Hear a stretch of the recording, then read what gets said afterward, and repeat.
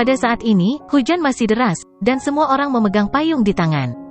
Jordan dan Salvatore sedang terburu-buru untuk pergi ke Prancis, jadi dia juga cemas. Oleh karena itu, Salvatore tidak melihat pramugari yang sedang berbicara dan malah berkata dengan kesal, "Keluar dari sini. Jika Anda ingin menghasilkan uang, pergi ke pesawat lain, jangan ganggu kami di sini." Petik 2. Sementara Salvatore berbicara, dia tiba-tiba menyadari bahwa wanita langsing yang mengenakan seragam pramugari itu adalah Emily. "Nona Emily Clarke?" Salvatore terkejut. "Apa yang membawamu kemari?" Sambil memegang payung di tangan, Emily memberi isyarat agar mereka diam sebelum berkata sambil tersenyum, "Jangan beritahu Jordan tentang ini. Bawa aku ke sana diam-diam. Aku akan menemani kalian ke Prancis." Salvatore bergumam, Salvatore sebenarnya menyukai Emily karena dia merasa bahwa dia polos dan imut. Mengetahui bahwa dia juga tidak memiliki niat buruk, dia mengizinkannya naik ke pesawat. Pesawat dengan cepat lepas landas. Hujan tidak menimbulkan masalah bagi pilot jet pribadi Jordan karena itu tidak ada artinya sama sekali baginya. Pilotnya orang Rusia, dan semua orang tahu orang Rusia adalah pilot terberat di dunia. Leonardo DiCaprio, aktor Hollywood yang berperan sebagai Jack di Titanic, pernah naik pesawat Russian Airlines. Sesuatu terjadi selama penerbangan itu, dan mesin pesawat meledak. Leonardo melihat keluar jendela untuk melihat bahwa seluruh mesin menyala seperti bola api. Dia sangat ketakutan sehingga dia mulai berteriak tanpa henti. Namun, dia menyadari bahwa dia adalah satu-satunya orang di pesawat yang berteriak ketika orang lain di sekitarnya tetap duduk dan menyeruput anggur atau kopi. Leonardo tidak punya pilihan selain memanggil pramugari dan berteriak sekuat tenaga, "Apa yang sebenarnya terjadi?"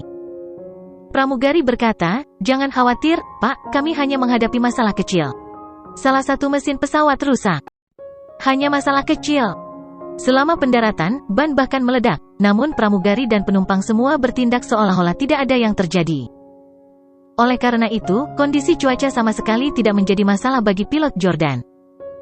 Jordan sedang duduk di kursi mewah jet pribadi dan mencari beberapa informasi di internet ketika seorang pramugari berjalan untuk menyajikan secangkir kopi ke Jordan. "Jordan, tolong minum kopi. Saya menyeduhnya secara pribadi." Petik 2. Menemukan suaranya agak akrab, Jordan mendongak dan bertanya, "Emily, mengapa kamu di sini?" Emily tertawa dan duduk di seberang Jordan. "Haha, aku kira kamu akan terbang ke Prancis. Anda benar-benar berbohong kepada saya sekarang. HMPH. Ngomong-ngomong, aku ingat sekarang. Ayah saya meninggal pada tanggal 29 Agustus tahun 11 tahun yang lalu di sebuah bar bernama Le Bol di Rue Jean-Jacques Rousseau." Dengan waktu dan lokasi spesifik kematian ayahnya yang disediakan oleh Emily, Jordan sekarang dapat menyelidiki kasus tersebut dan mencari tahu siapa pembunuhnya dengan lebih mudah. Jean-Jacques Rousseau adalah seorang filsuf dan sarjana sastra Prancis terkenal di abad ke-18. Rue Jean-Jacques Rousseau adalah jalan terkenal di Paris.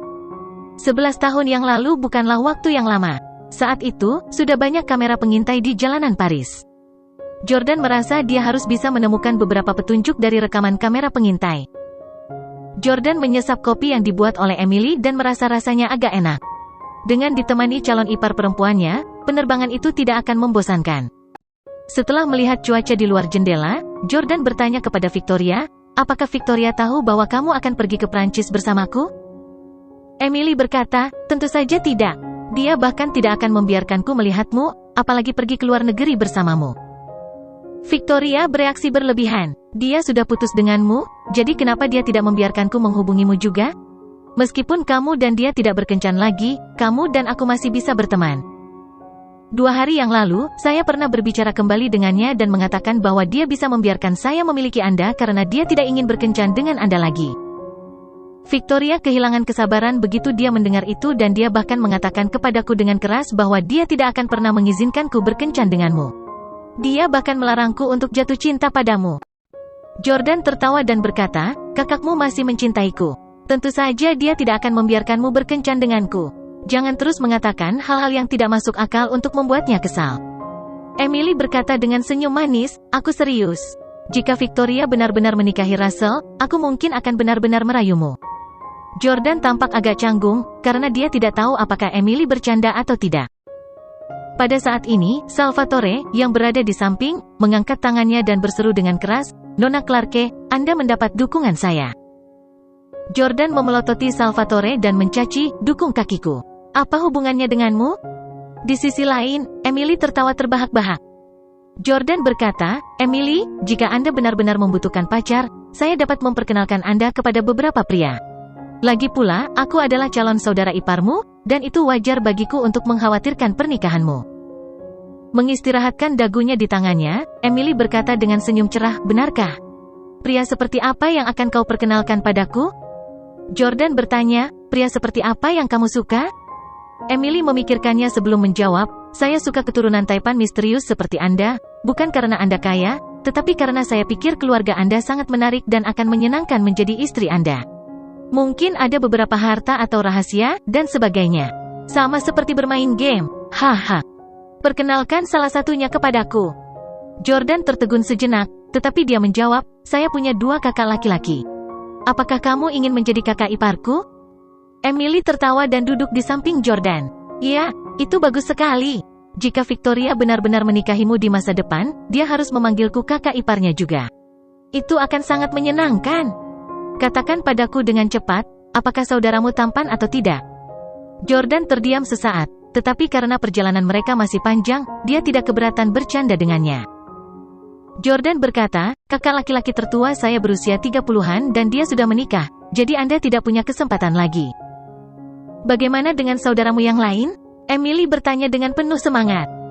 Saat menyebut saudara keduanya, Jamie, Jordan menggelengkan kepalanya dan berkata, "Dia belum menikah." Emily sangat senang. "Wow, jadi kamu benar-benar memiliki saudara lelaki yang masih lajang. Cepat beritahu saya apakah dia tampan atau tidak. Berapa tinggi, berat, dan pekerjaannya?" Jordan tidak bisa menahan diri untuk tidak mengulurkan tangan dan menusuk hidung tinggi Emily. "Jangan biarkan imajinasimu menjadi liar. Tidak mungkin bagimu dan saudaraku." Emily sedikit tidak senang mendengarnya. Dia menjawab, "Dia tidak menikah dan aku juga tidak. Mengapa tidak mungkin di antara kita? Karena kakak laki-laki tertua Anda berusia 30-an, kakak kedua Anda tidak mungkin lebih tua darinya, bukan? Dia adalah usia yang tepat untukku." Jordan menjelaskan, "Kakak kedua saya cukup brengsek. Dia pembuat onar terbesar di antara kami bertiga. Dia juga yang paling memberontak. Selain itu, dia memiliki standar yang sangat tinggi dalam hal penampilan dan sosok wanita. Mayoritas wanita cantik tidak menarik baginya." Pada titik ini, Emily meninju Jordan dengan marah dan bertanya, "HMPH, apakah kamu mencoba mengatakan bahwa aku jelek dan memiliki sosok yang mengerikan, jadi kamu takut kakakmu tidak akan tertarik padaku?" "Jordan, perhatikan baik-baik aku dengan mata terbuka lebar. Bagaimana saya jelek dan bagaimana sosok saya kurang dengan cara apapun?" Petik 2. Emily berdiri dan berpose seperti model sebelum melakukan putaran 360 derajat untuk menunjukkan kepada Jordan setiap sudut tubuhnya. Jordan nyaris tidak bereaksi, tetapi Salvatore sudah mimisan. Ada ribuan wanita cantik di dunia ini, pakaian dan riasan adalah kunci untuk mengungguli orang lain. Setiap wanita memiliki gaya yang paling cocok untuknya. Misalnya, Hailey mungkin seorang wanita keji yang juga pezina kronis, tetapi pakaian yang murni dan polos adalah gaya busana yang paling cocok untuknya. Wajah cantiknya adalah satu dari sejuta dan dia bisa dengan mudah memasang ekspresi polos untuk membujuk dan menipu pacarnya di mana saja kapan saja. Oleh karena itu, dia secara alami cocok untuk gaya itu. Jika dia mengenakan pakaian seksi seperti gaun ketat atau pakaian rendah, dia mungkin tidak akan bisa membawanya. Di sisi lain, Victoria adalah wanita dewasa yang tidak akan cocok dengan pakaian murni dan polos seperti itu. Jika dia berpakaian dengan gaya preppy chic, itu akan merusak penampilannya. Hanya dengan mengenakan pakaian bisnis profesional, auranya sebagai CEO yang dominan akan menonjol. Dia adalah yang paling sempurna. Sementara itu, Lauren adalah seorang wanita berpenampilan manis yang memiliki aura girl next door. Pakaian apapun yang dia kenakan akan menonjolkan kecantikannya, dan dia hanya perlu memastikan bahwa dia tidak memakai riasan yang membuatnya terlihat terlalu dingin. Demikian pula, Emily tidak secantik Hailey, Victoria, dan Lauren, dan sosoknya juga lebih rendah dari Elle. Namun, ketika dia mengenakan seragam pramugari, dia akan memancarkan pesona yang akan membuat pria manapun melupakan wanita cantik lainnya. Untuk membiarkan Jordan melihat dengan jelas sosoknya, Emily sengaja beringsut sangat dekat dengan Jordan, yang membuatnya merasa agak malu dan canggung. "Oke, Emily, hentikan." Emily masih marah. "Kalau begitu, katakan padaku, apakah aku memiliki sosok yang baik atau tidak?" Jordan menjawab, "Ya." Emily bertanya, "Apakah saya sempurna atau tidak?" Jordan menjawab, "Ya." Emily bertanya, apakah saya cukup baik untuk saudaramu? Jordan menjawab, ya, tentu saja. Dialah yang tidak layak untukmu. Emily berseru, panggil aku kakak iparmu kalau begitu. Jordan berkata, beraninya kau memanfaatkanku, gadis kecil. Aku akan memberimu pelajaran. Ah, Salvatore, tolong. Jordan akan memukulku. Emily melompat dengan sepasang flat bundar, yang merupakan bagian dari pakaian pramugarinya. Dengan ditemani Emily yang ceria, penerbangan Jordan selama lebih dari 10 jam menjadi agak menarik dan menyenangkan. Dia bahkan lupa apa tujuan perjalanan itu dan fakta bahwa Victoria akan segera menikah dengan Russell. Jordan mulai mengerti kenapa Victoria memilih untuk menyembunyikan banyak hal dari Emily karena dia sangat tidak ingin membuat gadis ceria seperti dia yang sering memasang senyum cerah di wajahnya, menjadi murung sepanjang waktu. Lebih dari 10 jam berlalu, dan Jordan tiba di Paris, di mana gerimis turun. Beberapa dari mereka menuju ke markas polisi Paris dengan mobil. Seorang petugas polisi bernama Frankie menerima Jordan. Jordan agak mahir dalam bahasa Prancis, jadi dia berkata langsung dalam bahasa Prancis, saya ingin menyelidiki pembunuhan seorang pria Amerika yang terbunuh 11 tahun yang lalu pada tanggal 29 Agustus di bar LEBALL di Rue Jacques Roussel. Nama pria yang terbunuh itu adalah Norman Clarke. Norman adalah ayah Victoria dan Emily. Segera, petugas Frankie menarik informasi kasus yang terjadi pada tahun itu. Dia memperkenalkan kepada Jordan, Tuan. Norman Clarke adalah seorang insinyur perangkat lunak yang datang ke Paris untuk menghadiri seminar akademik tahun itu. Menurut informasi, dia pergi ke bar LEBALL sendirian malam itu, tapi dia pergi dengan pria lain. Kami menduga kematian Merc Clarke terkait dengan pria itu. Jordan buru-buru bertanya, berapa banyak informasi yang ada tentang si pembunuh? Apakah ada rekaman kamera pengintai? Ya, petugas Frankie memberi Jordan selembar kertas yang di atasnya ada foto, yang merupakan tangkapan layar dari rekaman kamera pengintai. Tapi itu sangat kabur dan wajahnya tidak bisa dilihat dengan jelas. Saat itu, kami melakukan pencarian di Paris berdasarkan bangunannya dan akhirnya menyimpulkan bahwa dia mungkin seorang imigran ilegal atau anggota geng. Kami mengetahui bahwa Norman adalah pemrogram hebat yang juga pemilik perusahaan teknologi, dengan banyak pesaing di AS. Kami menduga bahwa pesaingnya mungkin telah menyewa pembunuh bayaran untuk membunuhnya. Jordan tahu bahwa mereka pasti tidak ingin Norman mati di tangan orang Prancis. Jordan terus bertanya, bagaimana Norman Clarke meninggal? Apakah tubuhnya dikirim kembali ke AS? Petugas Frankie berkata, dia ditembak mati. Ada banyak pelanggan di bar malam itu yang semuanya mendengar suara tembakan. Segera setelah itu, Norman dibawa ke rumah sakit, tetapi sayangnya, kami kehilangan mayatnya. Hilang. Jordan membeku sesaat. Frankie berkata, ya, rumah sakit kehilangan mayat orang Prancis lainnya tetapi untuk melarikan diri dari hukum, anggota staf itu mengkremasi mayat Norman Clarke dalam upaya untuk mengatasi tetapi dia masih tertangkap pada akhirnya. Kami dapat memastikan bahwa Norman Clarke memang mati, dan dokumen yang ada di tubuhnya juga dapat membuktikan identitasnya. Karena polisi mengatakan demikian, itu seharusnya benar. Jordan masih ingin tahu siapa pria lain yang bersama Norman itu. Karena Victoria mengatakan dia ingin membalas dendam, maka dia harus tahu siapa pembunuhnya. Kalau polisi tidak tahu, pasti ada orang lain yang tahu. Jordan tidak membuang waktu lagi di kantor polisi dan langsung menuju ke lokasi pembunuhan, bar LEBALL di Rue Jacques Roussel. Bar itu masih buka sekarang. Saya hanya punya 24 jam untuk dihabiskan di Paris. Jika kita terlalu lama, aku tidak akan bisa buru-buru kembali untuk menghentikan Victoria menikah. Jordan benar-benar cemas karena dia tidak bisa menunda 1 jam pun. Alasannya karena Victoria telah berjanji pada Russell untuk memberikan tubuhnya pada hari pernikahan mereka. Jordan tidak akan pernah membiarkan Russell memiliki Victoria lagi. Jordan bertanya-tanya di bar dan pemilik toko di jalan-jalan di sekitar bar, tetapi sayangnya, dia tidak menemukan petunjuk sama sekali. Apa yang harus kita lakukan, Jordan? Sudah bertahun-tahun sejak pembunuhan itu terjadi. Bahkan jika seseorang benar-benar tahu tentang ini, mereka mungkin tidak berada di Paris, atau mungkin mereka sudah mati kan? Emily juga agak sedih. Jordan tidak percaya bahwa dia tidak dapat menemukan orang itu.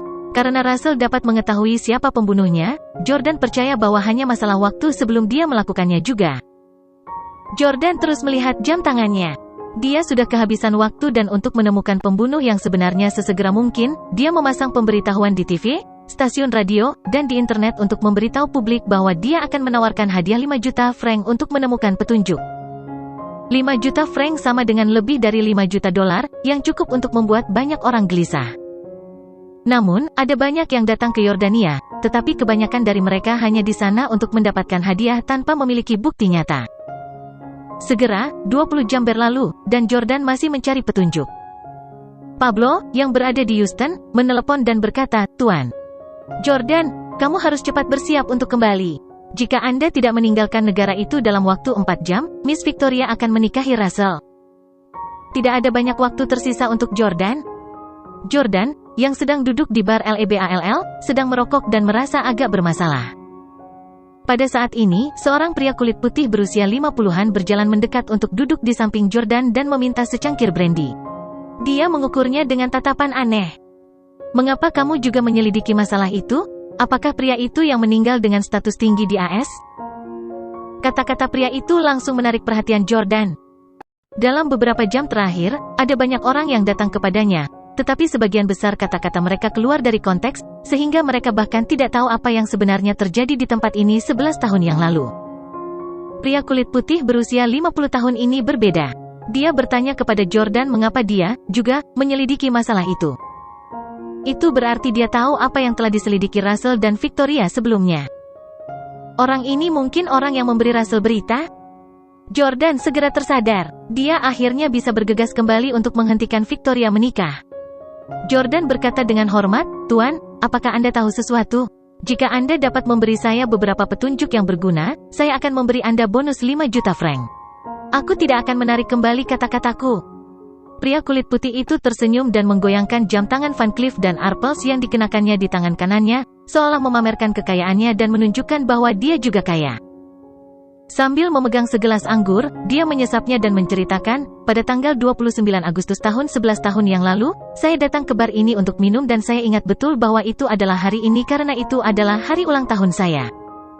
Putri saya terbang dari Toulouse untuk menemui saya, dan dia datang untuk memberi saya kejutan ketika hampir jam 12 tengah malam.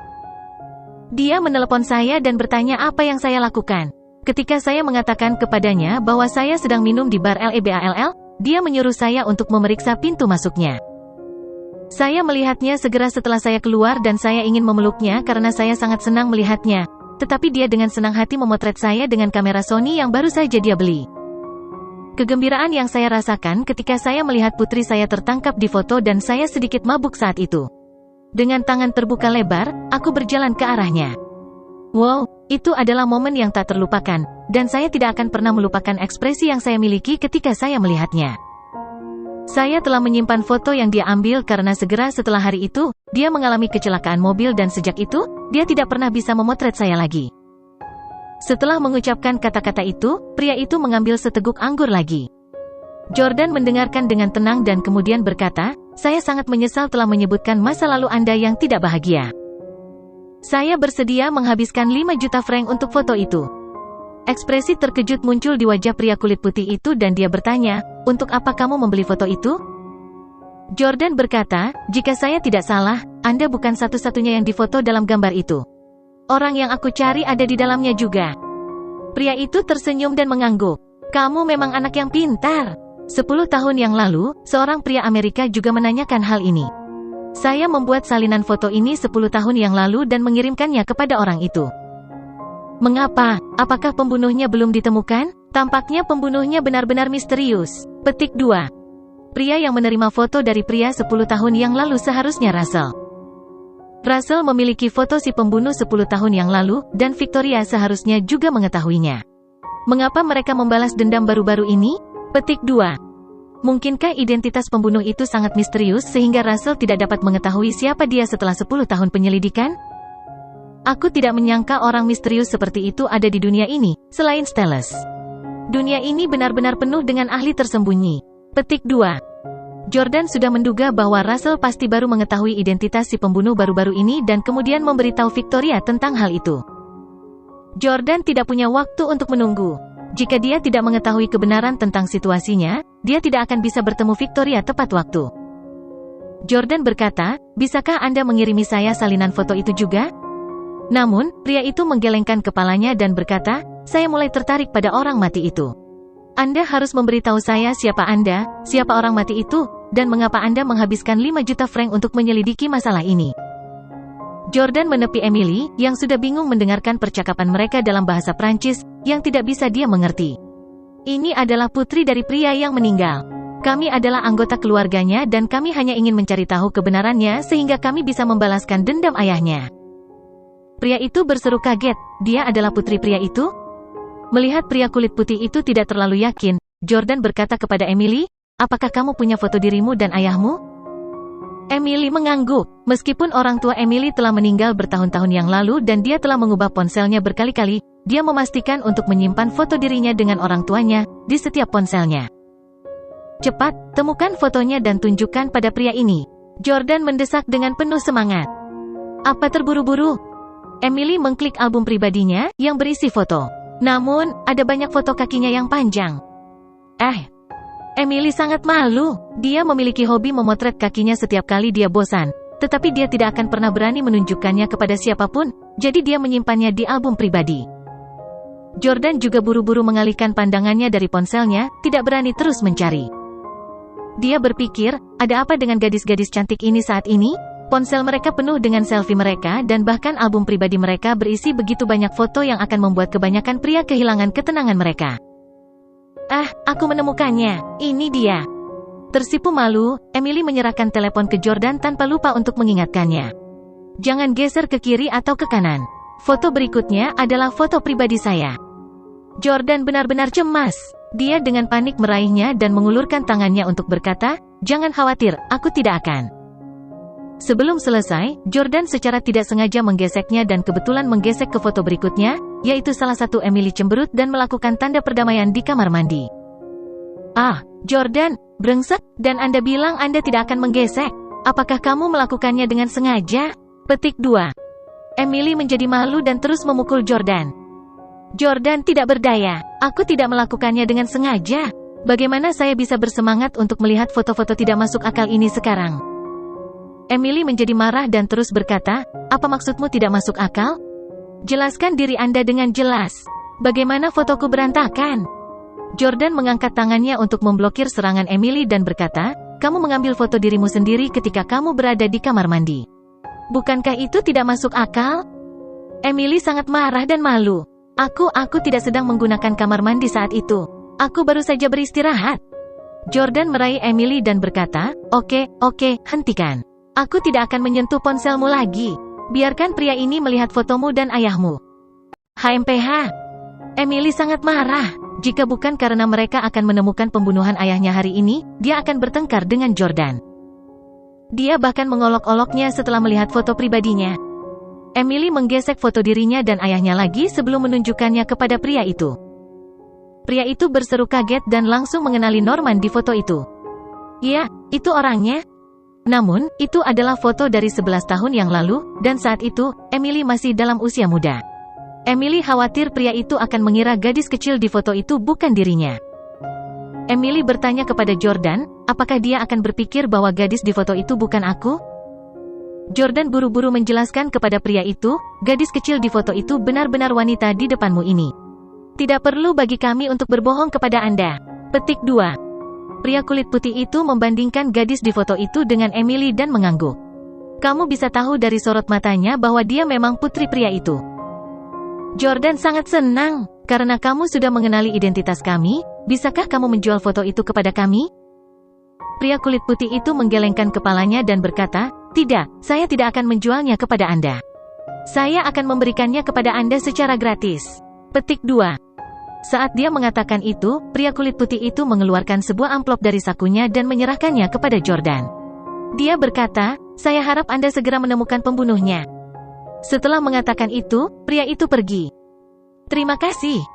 Pada saat ini, Jordan dan Emily sangat gelisah karena mereka akhirnya akan mencari tahu siapa yang membunuh ayah Emily. "Jordan, buka dengan cepat. Biarkan aku melihat bajingan mana yang membunuh ayahku." Petik 2. Emily mendesak. Jordan mengangguk dan mengeluarkan foto dari amplop. Pria di tengah foto adalah orang yang baru saja pergi. Dia tersenyum cerah ke arah kamera. Namun, Jordan dan Emily melihat ke tempat di sampingnya. Norman dan si pembunuh ada di sebelah kanannya. Jordan membeku di tempat ketika dia melihat pria itu mengikuti di belakang Norman. Bagaimana mungkin dia?